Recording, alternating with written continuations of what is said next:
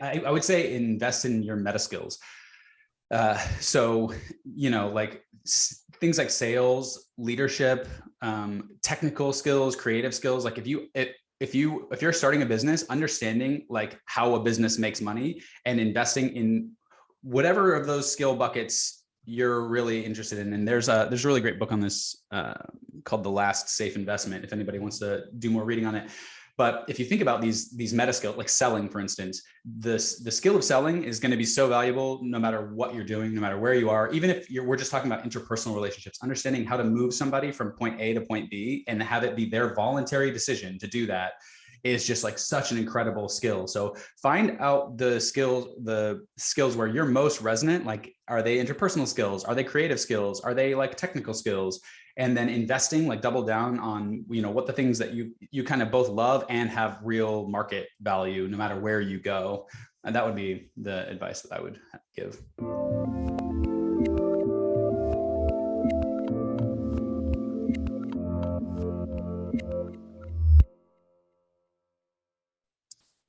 Hey everyone, this is Devin Miller here with another episode of The Inventive Journey. I'm your host, Devin Miller, a serial entrepreneur that's grown several startups into 7- and 8-figure businesses, as well as the founder and CEO of Miller IP Law, where we help startups and small businesses with their patents and trademarks. If you ever need help with yours, just go to strategymeeting.com, grab some time with us to chat. We're always here to help.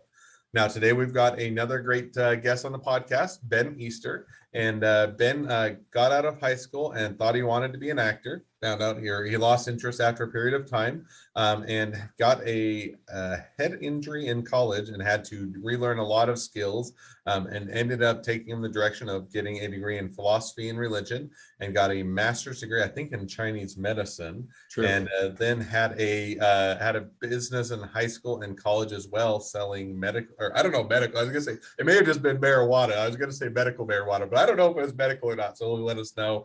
But had that as while I was pursuing the degrees as well. Then had a lot of friends at the time and got into startups. Did a couple throwaway businesses that didn't go as well. Kept refining the businesses, the business model. Got into everything from vending machines to concierge business to odds and ends, odd jobs and errands businesses to coaching to acupuncture, among other things. And that's a little bit of where he's leads to where he's at today. And he'll give us a bit more detail as far as that. So with that much as an introduction, welcome on the podcast, Ben. Yeah, thanks for having me, Devin. It's nice to meet you or talk to you. Absolutely. Excited to have you on and have a great discussion. So I just took a much longer journey and packed it into the 30-second version. So tell us how your journey got started coming out of high school and thinking you wanted to be an actor. Yeah, totally. Well, so I had always wanted to be an actor from the time I was 8. I went to, I was doing classes, studying. I was studying dance in high school. I specialized in that. And honestly, I had this like kind of a spiritual awakening experience at the end of my high school years. And then I decided that acting was just not for me. I wanted to be more of an intentional person than that. Like I didn't want to pretend anymore.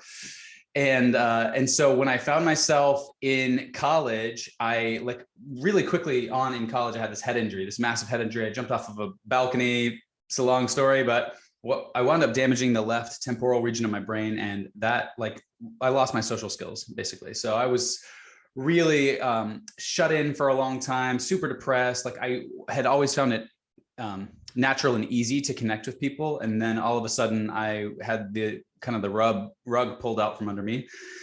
And then I wasn't able to do that anymore for a long time. And so I got really into Kung Fu. I got really into like my businesses, my business. Yeah. And it was selling weed back before it was cool to sell weed back in college. And I wasn't able to like connect with people socially. So I filled my time with my studies. Like all of the rest of my brain was still working, but I just had this one big gap where I had trouble understanding people. I had trouble connecting linguistically. I had a stutter. I had a big gaps in my language patterns, and I didn't even know any of it. I didn't find out until later. And so what happened after that, when I found out that all this stuff was going on, which was like 6 months after the injury, I basically had a serious crisis of identity. I contemplated suicide for a while because I was just so depressed and I didn't see any path forward. And then I had a friend introduced me to this book, which gave me a glimpse into what they call neuroplasticity, which is the brain's ability to kind of change and grow even as we're older. You always hear that your brain gets solidified when you're young. But it turns out that there's actually a lot we can do to kind of take on new functionality in the brain. And so I was like, well, I was already thinking about killing myself. So I was like, maybe I'll give this a shot before I go the way of the dodo. And so I dove into it. I started studying and practicing social skills and all this stuff. And that took me on this long journey of redeveloping myself. And through that whole period of time, I was doing various different businesses. I kind of consider myself to be an unemployable type. I just never really like fit in super well with businesses. And so I was always like starting my own, making, getting really scrappy, hustling, doing lots of things before I was like, let's get a little bit more intentional about this. That's when I went into acupuncture. I got my graduate degree in Chinese medicine, as you alluded to. And I decided that I was going to start a practice. I really wanted to help people. I felt like super called to like wanting to help people live better lives, feel better. I had really gotten a lot of success from Kung Fu and in terms of like personal healing and my recovery journey from my injury, but also like illness, things like that. And so I was really drawn to Chinese medicine rather than like a Western model. Turned out I just really wanted to help people because I consider it to be like following this trail of breadcrumbs. Like I learned something from all of the different businesses that I was doing. And ultimately I wound up about 6 years ago, realizing that I wasn't loving doing the treatments for people for the acupuncture. Let me just back up just a little bit before we get too far into that. So got the graduate degree in Chinese medicine, came out of college, came out of school and do that. Did you open up your own place? Did you start your own, Chinese medicine, clinic, or kind of how did you get into that, or where did you start as far as a career after you graduated? Yeah, totally. So as soon as I graduated, I started working in the school clinic to kind of get my reps in. So they had like a graduate clinic. And then I also started just kind of on the side renting some space. And then I opened up my own space, Easter in Medicine, LLC. I was really proud of that name because my last name's Easter and it's like Chinese medicine. But anyway, so I started like building, it was mostly through word of mouth. I was really like, I was hustling. I was, going and I would do, fairs, and I would be doing like, cause I specialized in Chinese medicine, therapeutic massage. So I was doing like little bits of massage at places and going and like partnering with chiropractors, partnering with hairdressers, actually like really getting scrappy about how I was marketing. Cause that was something that I learned from all my first business, was just to kind of get scrappy. I've never been one for like social media, things like that. So I really like was talking to people, connecting with people. And that was how I built that business. Then I say, okay, gonna get into that, gonna build a business, and you were doing that, and you said you did that for 6 years, or kind of at that point.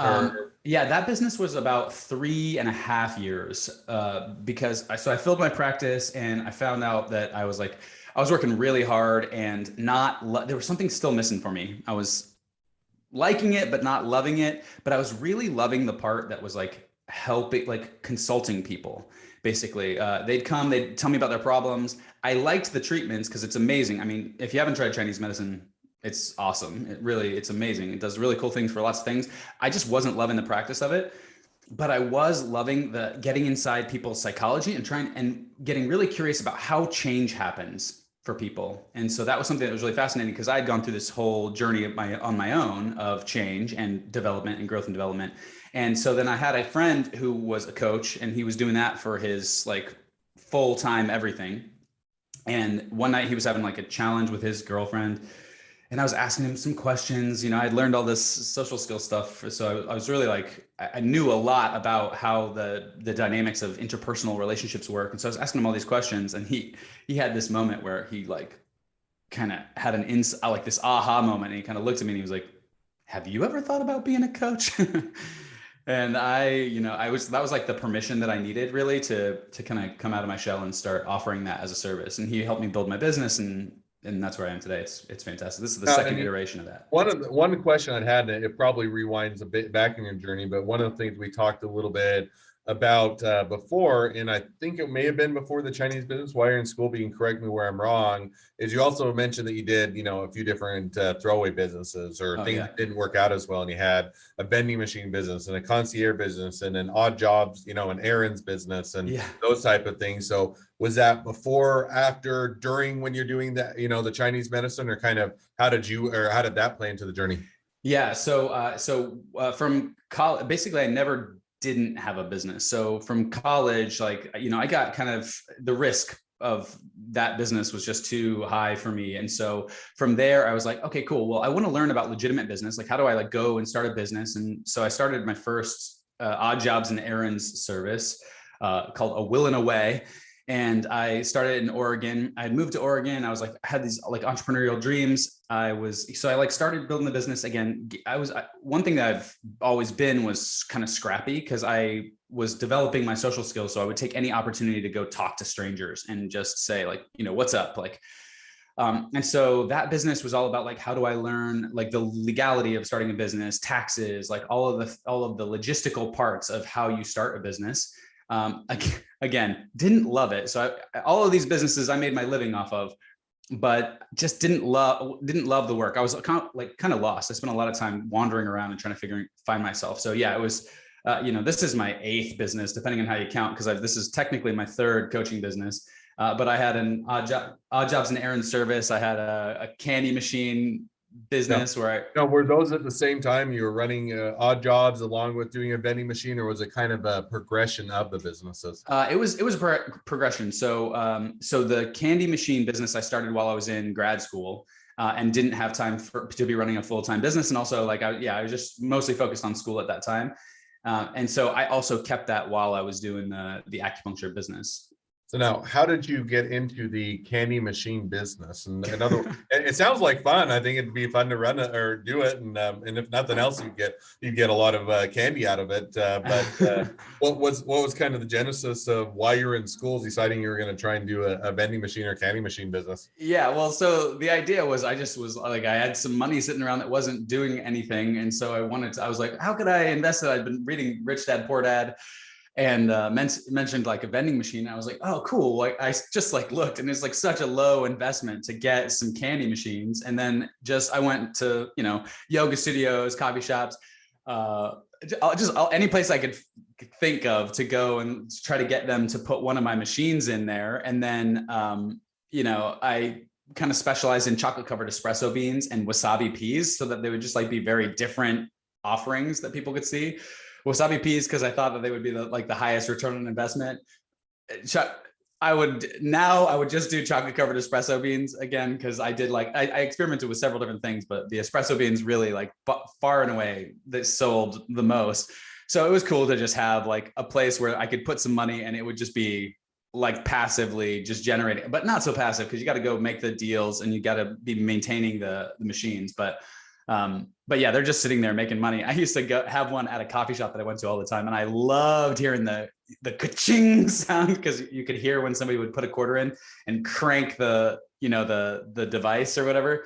But anyway, they would just sit and make, I think they made like each machine averaged about like $80 a month in profit, which is cool. That's awesome. No, and that sounds like fun. So now so you say, okay, you did that. Now it sounds like at some point that became less profitable or you got busy with school and it wasn't worthwhile to continue forward. But then you, rather than just say, I'm going to focus completely on school, you also did a odd jobs and concierge business or? Oh no, that had already happened. Yeah, that was, okay. That was in the period. So there were like 4 years between graduating from undergrad and graduating and doing graduate school. So that was when I did all these other businesses. So all these businesses, so you get finished undergraduate before you went to graduate school and got into Chinese medicine, you tried all these other businesses. So you did, one was a vending machine, another was odd jobs and concierge. And how did that go? Or what was that business?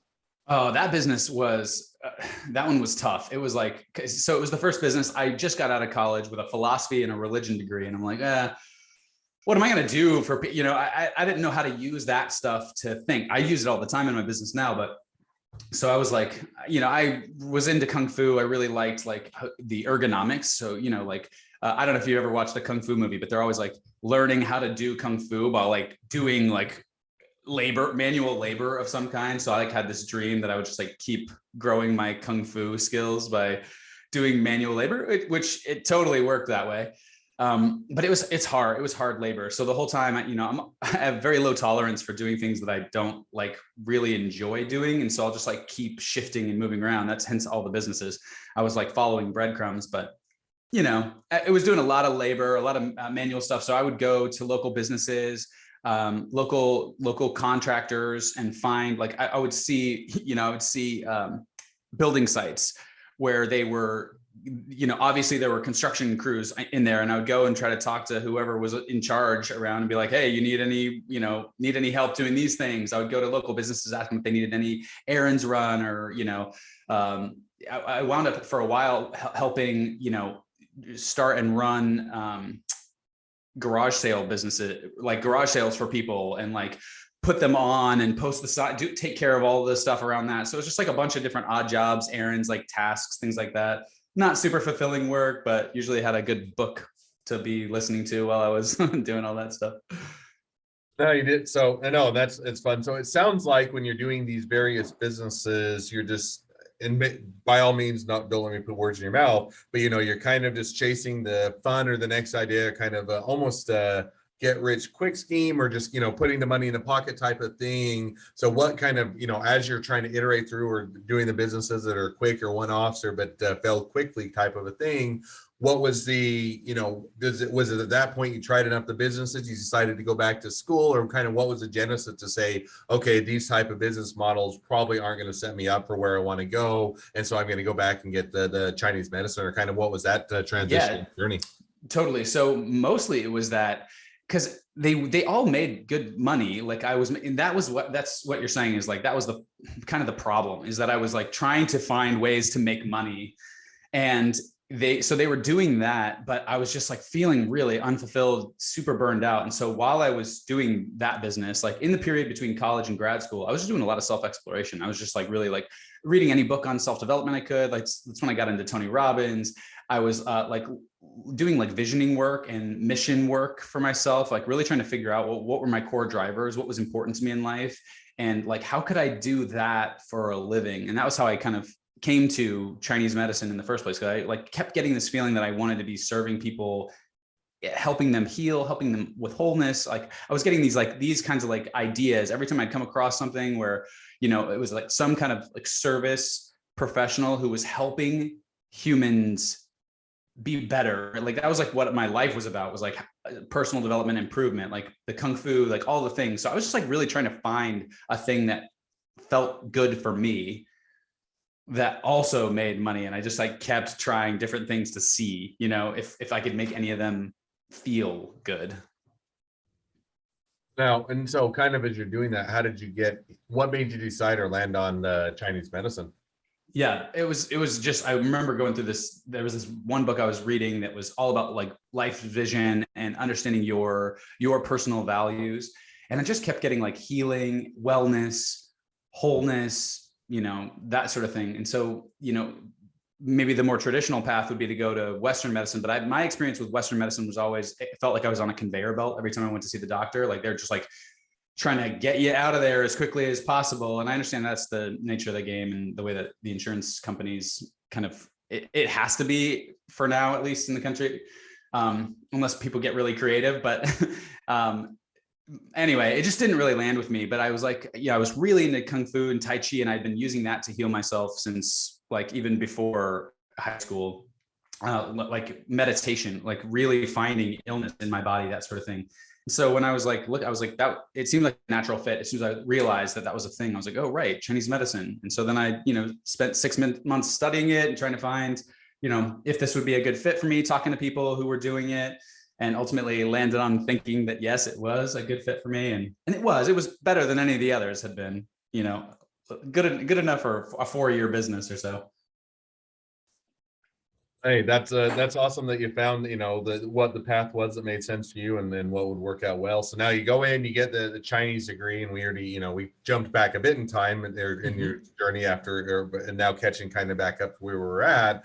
But you got the degree, you opened up your, clinic or practice or whatever you would like to call it, and you're doing that now as you're jumping into Chinese medicine. I think that there are some great Chinese medicines or medicines and different practices from around the world. And there's also plenty of snake oil. And I think the problem sometimes can be with, people are fairly confident in Western medicine because that's what everybody uses. And then when you get into other practices, some of which are very legitimate, some of which are very not legitimate, and it's hard to sift, or for people to, one, have trust and or willingness to use that, and two, also sift through which are the good practices versus which are the snake oil. So now as you're trying to get that practice up and going and help people with using the Chinese medicine, how did it go? Was it something that you were able to find a market, find people that are wanting to do it? Was it a long slog? Was it something you're still figuring out, or how did that go for you?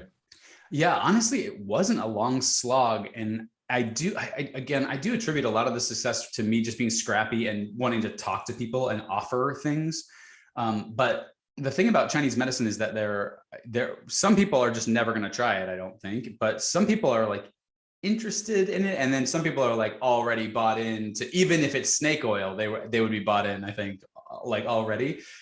And so, for me, it was like really, I had this kind of almost like moment when I first got into school where I was like, I was hearing the theory behind it, and it's talking about, spirits and all these things. And I was like, oh no, I don't know if I'm going to be able to do this. Maybe I'll really latch onto the herbal medicine, because I can really buy into the herbal medicine, because I couldn't understand the language.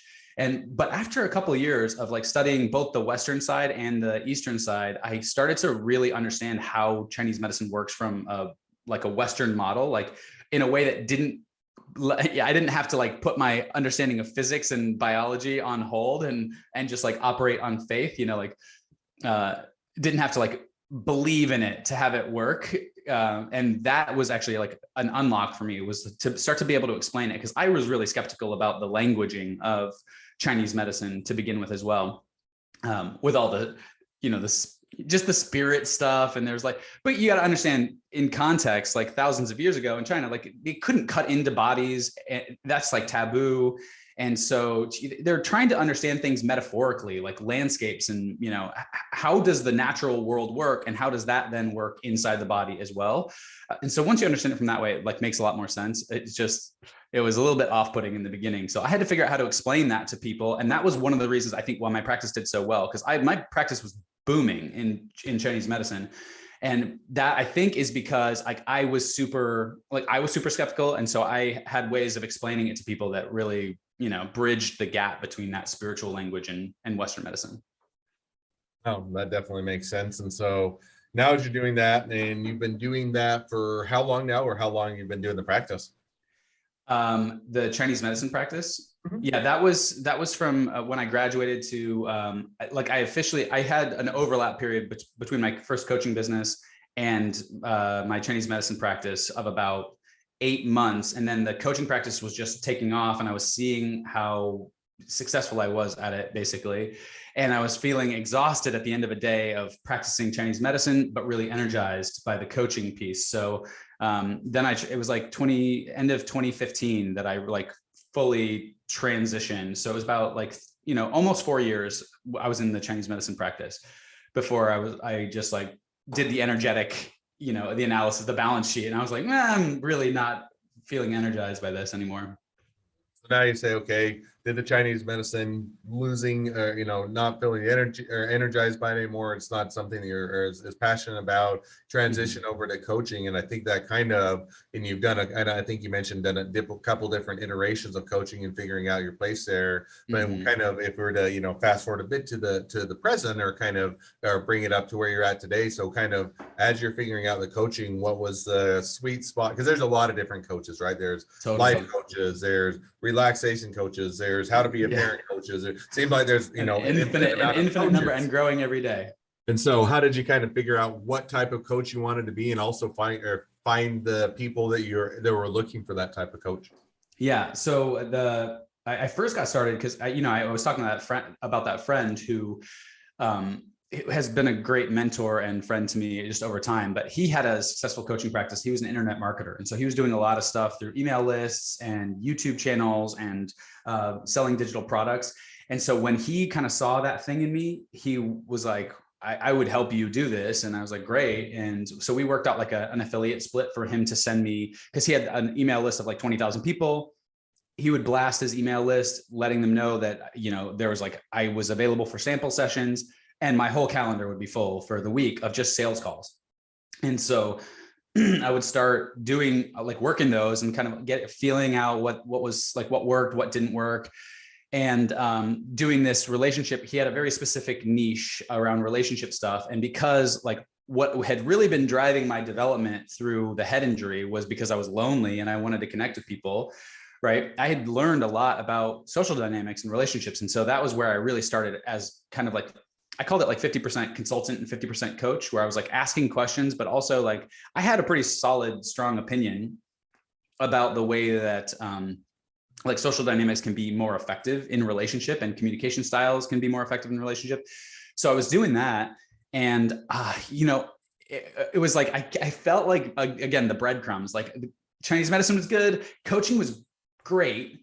But there were I had these two women that came to me for relationship stuff. And then pretty quickly after we start, they had 6-month contracts. Pretty soon after the relationship stuff, like they handled that, like in the first couple of months, they like got into good relationships. They were feeling really solid about themselves, but they had businesses.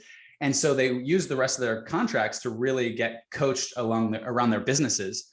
And that was like the light. That was when the light shined, from the heavens or whatever. And I was like, oh, this is what I can do for a living. And so it was, I think of it now, I didn't have this language for a long time, but I think of it now as business mindset coaching. So really it's like, how do we get out of our own ways and stop limiting our possibility because of the beliefs that we have about the way that the world works and how things go. And so there's like, it's 50% business mindset, I call it, and 50% like strategy, business strategy. Like how do we do actual legitimate sales strategy and think about how are we going to get to an audience and think about what problems are our products solving, that sort of thing. And then the other part is like self-worthiness and understanding how to talk to ourselves so that we can create more resourceful, like more energy in our bodies so that we can take more action and do more things. And that's, once I found that kind of, that I love doing that, I went to town. I'm a big student. So I had already had many businesses and I'd been studying business for a long time because of it, but I just like doubled down on that, really like digging into what are the blocks, having lots of conversations, really like interviewing people to try to figure out what, like doing market research. By the way, market research projects are fantastic. If anybody listening is starting a business or getting early on in their business, that is a fantastic practice that is super, it feels scary to even get started, I think, for a lot of people, but doing that is just a game changer for starting a business.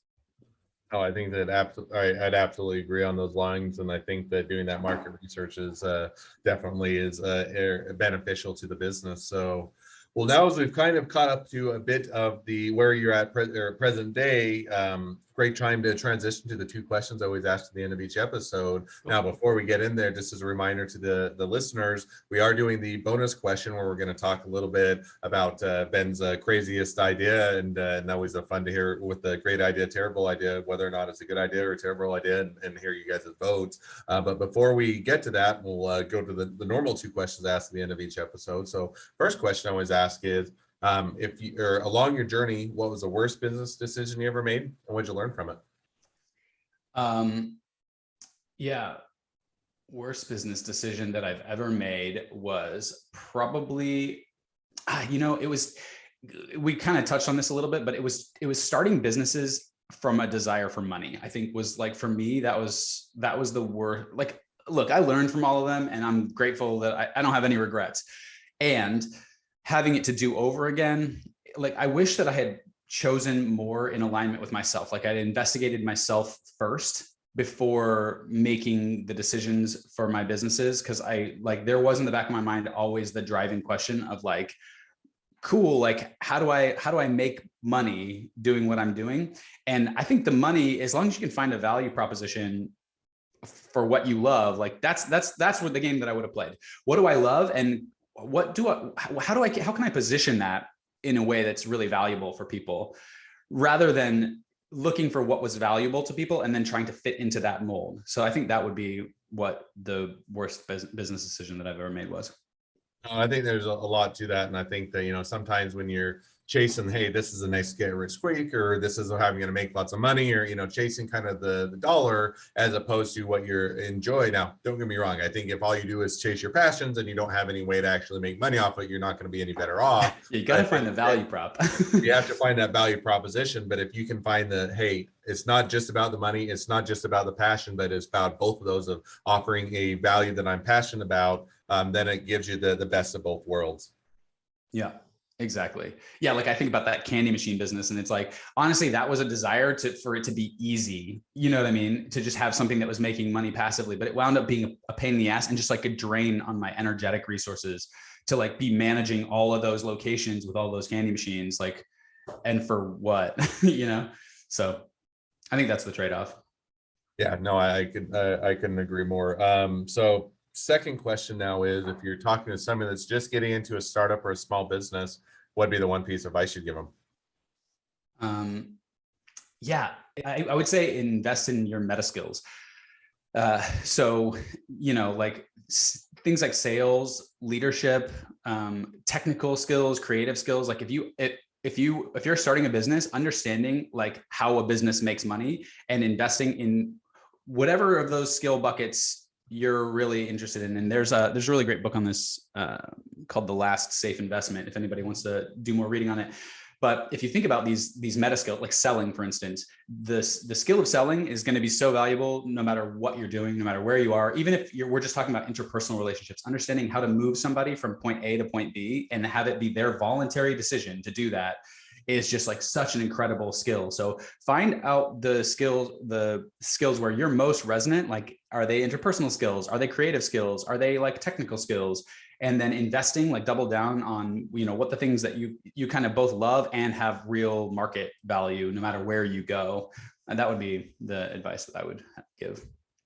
I think that's definitely a great takeaway and a great piece of advice. And so with that, as we're wrapping up the podcast, and before we dive to the bonus question, if people are wanting to reach out to you, they want to be a customer, they want to be a client, they want to be an employee, they want to be an investor, they want to be your next best friend, any or all of the above, what's the best way to reach out to you, contact you, or find out more? Yeah. So they can go through the website. It's lucidshiftcoaching.com, where my wife and I have that coaching business together. And then, they could tune into our podcast, which should be launching at the end of this month, Shift to Freedom podcast with me and a few of my friends. That guy that I talked about will be one of the collaborators on that podcast as well. So Clayton Olson. So feel free to check out that.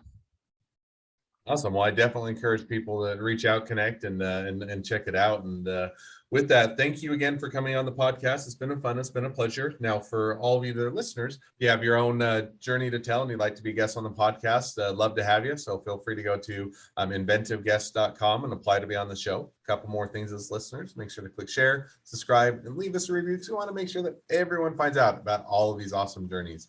And last but not least, if you ever need help with your patents, your trademarks, or anything else with your startup or your small business, just go to strategymeeting.com, grab some time with us to chat. So now with that, we get to jump over to a part of our podcast that is a bit newer, and I always love it and enjoy it. It's always fun because we get to talk a little bit about kind of what I always call, a crazy idea or a great idea, terrible idea. And it's kind of fun where we get to throw it out to the audience. They get to kind of interact, hear an interesting or different idea, and they'll get a vote on the various platforms as to whether or not they think it's a great idea or a terrible idea. So with that, tell us a little bit about what is your crazy idea? Yeah. So this idea, this is actually, this was born in that period of time when I was doing that odd jobs and errands, that throwaway business. But so the idea, I called it the Infinibike. And so the idea is, I don't know if you know those cars that you basically, you drag the car back and then it goes zzz, and it kind of like, they're little toy cars. Sure. Well, I was thinking about that, and I was like really into biking at that time, but biking, I think, has a barrier to entry because you have to work. It's like exercise, and so a lot of people don't want to do that all the time. And I was like, well, what if you had a bike that was like based on those springs? Because also, like, I was like really fascinated with this idea of energy loss and how we are just basically we burn things for fuel regularly in this, and we brake in cars by putting on pads that then create friction, and then all that is lost as heat. And so I was like, what if we did it a little bit differently? Like those cars that you drag back, and we, instead of like a braking system for the bike, you had one of those like basically big springs that would store the energy, so that then when you are going uphill or whatever, you can just, you release the clutch and let it go, let it go out. And it would like give you a little bit of a boost, and it called the Infinibike. So that it had like that, you weren't losing energy for braking. So now my question would be, and I think it's an interesting idea, and I'm always for, if you can find alternative ways, and also making biking more fun, it's also an added benefit. Now, how would you make it so that because the difference with the little car is it only goes like a foot or two, and if all you were doing is doing that on a bike and you're going to go 10 feet and then you had to do it all over again, it wouldn't work as well. So your question would be is how you would make that energy efficient enough that it would be worthwhile, or that people would be able to utilize it on a bike. So any thoughts on how you would actually put it into practice? Totally. So I put a lot of thought into this back then. But so first of all, to be clear, the main problem that we're trying to solve is making it easier. So we're quote unquote reducing friction. Hellas, that's funny. That could have been the tagline for the bike, reducing friction for biking. But anyway, so the idea would be like, if you're going down a hill, you apply that braking system, right? And then if you're going up a hill, you would release the braking system and like use that as a boost to make it easier to go up the hill. But then I was like, yeah, what if we could have these systems like be a little bit more, because basically every time energy changes like from one form to another, you're going to lose a bunch of energy. So I was like, well, what if we could just keep it as mechanical potential, basically? And so you could have it charged by windmills or water mills or things like that. That would be like, that could like charge up the springs. It was this whole, logistically, it's not very effective or efficient, I don't think. Mostly it would just be for reducing the friction of, biking around town. So like if you're having to go down a hill, you use the brake. And if you're going up a hill, you release it, so that it makes all biking more like flat ground biking. No, I think that's a fun idea. And I think, I like the idea of, capturing the energy of as you're breaking down the hill and then using it for a boost up the hill. So maybe you're not always using it all the time, but it kind of helps you for those most difficult parts when you're biking, and utilizes when you're or wasting energy, so to speak, on with the bike when you're going down the hill. So that's a fun idea. So exactly. Awesome. Well, with that, great idea. I'm excited to see how the audience votes on it. And with that, we'll go ahead and wrap up the podcast. So thank you again for coming on the podcast. It's been a pleasure, and wish the next leg of your journey even better than the last. Thanks, Evan.